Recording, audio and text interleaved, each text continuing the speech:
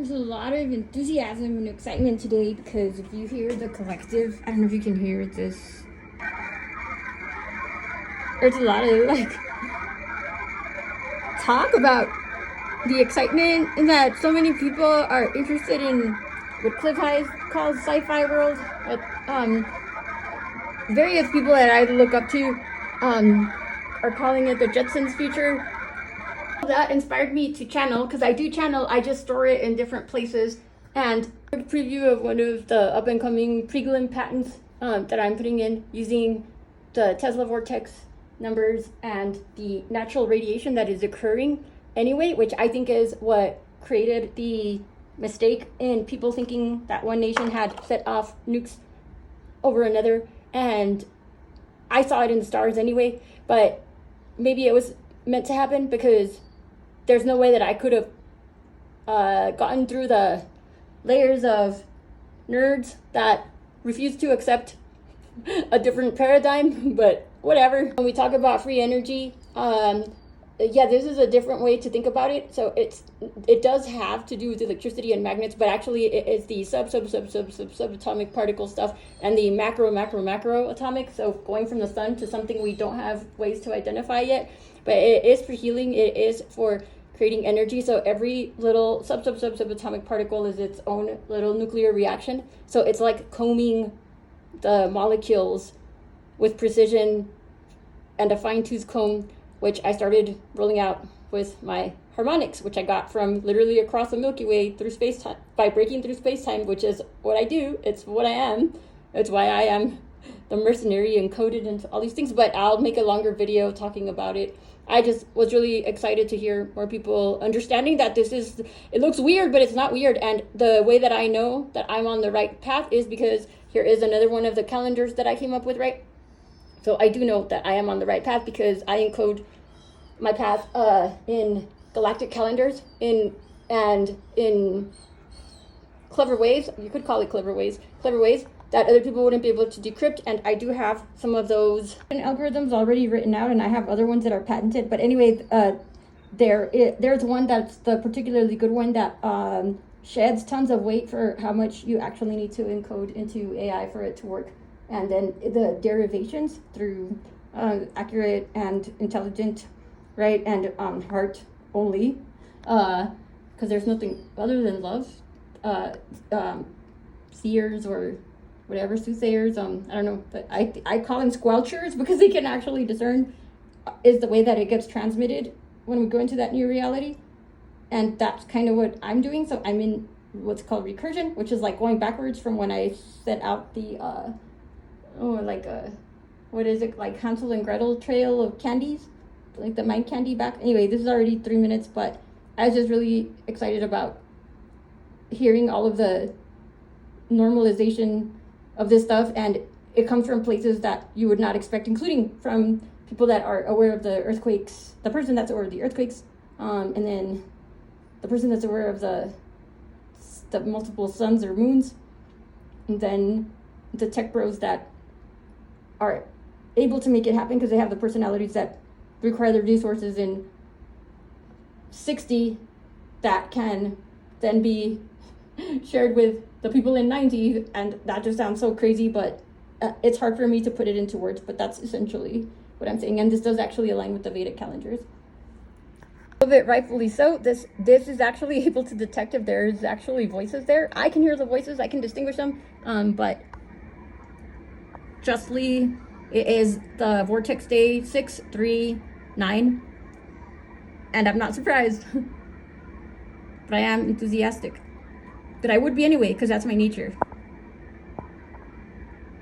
Always preparation is important. I am fully prepared just about. These are actually chicken eggs that are meant for hatching chickens, and I have been placing them near our harmonic meditation stuff so that I can start making their DNA closer to mine. If you grow up near the Rio Grande, it's got the highest rates of encephalitis, because there's so much radiation in the water. So it's why I think we're so resilient. A big part of it. I mean, you also need like that kind of blood, but that's a whole other topic that I think other people will try to crack open before I do. But yeah, let me show you what else I've gotten so that I'm fully prepared.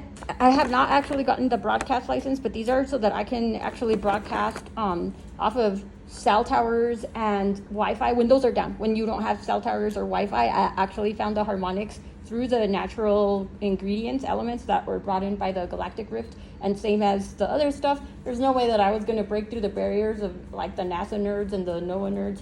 I tried, I really did. I even looked crazy leaving my last job at the government because I was like, I don't even know who to ask anymore. And this is not stuff that exists yet because I go get it from somewhere else. It's like, why would it be innovation if it's doing the same thing that I have always done, right? It doesn't even make sense. So that's why when I try to apply for government grants, it's just like, well, but you have the stuff you want, but you don't let me build stuff I know you're going to need because I have evidence that I'm able to go into the future and give you with precision scientific things you're going to need. So instead of going uphill with those battles, I'm just going to sell the stuff to the people that can basically supplement, right, the way for it to manifest into sci-fi world, which is what I'm moving towards.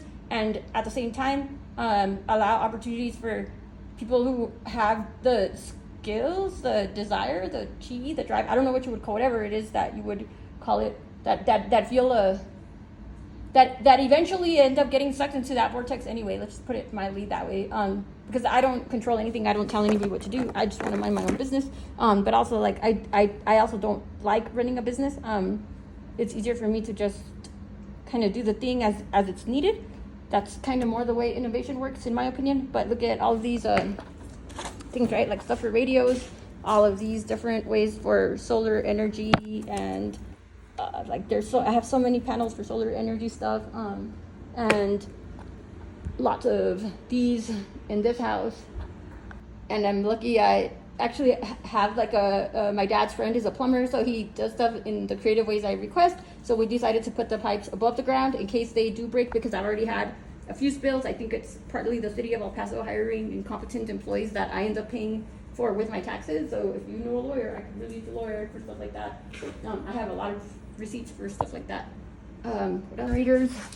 This is another generator, and here is the thing for hatching the baby birds. Well, the chickens, because you'll need protein, right? More solar panels for generators. The place to grow the chickens in, and when I was in 8th grade, I got a lot of really high awards for growing chickens in the classroom, and they were in these tiny cages, and they were named like Ninja Turtles. And I measured to see, like, did they really? I measured their state of happiness, and they were just fine as long as all the kids played with them. They were fine. And the way I measured it in the classroom was by weighing them, and they weighed the way they were supposed to. So you don't need like a huge free range. You just need to treat them like they have feelings, you know. Stuff for figuring out the electricity stuff, or the electronics and electricity. Because I actually am an electronics tech through the Navy. But all the stuff for indoor hydroponics to grow plant-based stuff. Ways to secure clean water. I'm setting up rain collection out here pretty soon. And this pool, I do like the pool, but I rarely get to use it, almost never. So I am trying to figure out how to turn it into drinkable water. The most important two things were this antenna and the sun, and both already came with the house. And in this direction is where I see, I don't know if you would call it Nibiru, I don't know if, but there's definitely something that is not just the moon. There's definitely something over there, and you can't see them now. I've tried to capture them with different cameras and stuff, but they just don't come up. But there are tons of drones at nighttime, so some of those are government. There's a ton of aircraft that go over my house. There's a ton of, what else? Just like, you know, stuff that makes me paranoid, because I just wish I would stop getting gaslit and just, you know, like I know what I am. I know why I got put here and stuff like that. I mean, we all know what we are and why we're here. I just kept stepping up. There were a lot of kids in the programs that I went into. They just didn't all step up. So I am not going to share some of the technology, because one of my life lessons is learning how to not get robbed. That's why Edgar Cayce and Tesla come up in my calendars, because of course I channel, so I hear them specifically saying, like, don't let them roll you, like, don't let them bankroll you, like, don't give them anything until they actually pay you, and if nobody ever pays you, like, may everybody die altogether.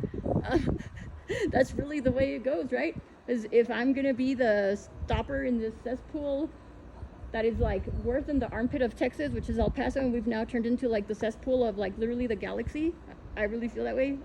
It's true. Well, I'm not gonna go down the drain alone, and as it drains, I'm also draining the swamp through here as much as I can through the same harmonics, because that thing is powerful, but people won't believe it because they don't know how to use it, because they needed me to be some certain way, to look some certain way, to talk some certain way, to have some kinds of credentials, or they were scared that it would displace them from whatever they gave their life for, right? Or gave into for their life. Well, let me tell you, this is like the 5th, 7th career that I've had to go to, because I get sabotaged a lot by like forces that don't think I should be getting to talk. But I'm here to tell these forces that you don't get to decide when the cosmos align the planets. I don't get to decide that. I don't decide anything. I'm just here like trying to let you know, and looking for people that want to participate in the sci-fi world. I prefer to stay very anonymous, but clearly I've already had to like kind of start talking about it. It would have been easier if people just like let me have a normal life, but they just were not gonna, so whatever. It doesn't matter to me. I'm built to succeed, right? That's why I'm a mercenary. But you could also find like the other way to say mercenary, which is just basically like I persist. Anyway, happy Vortex Day.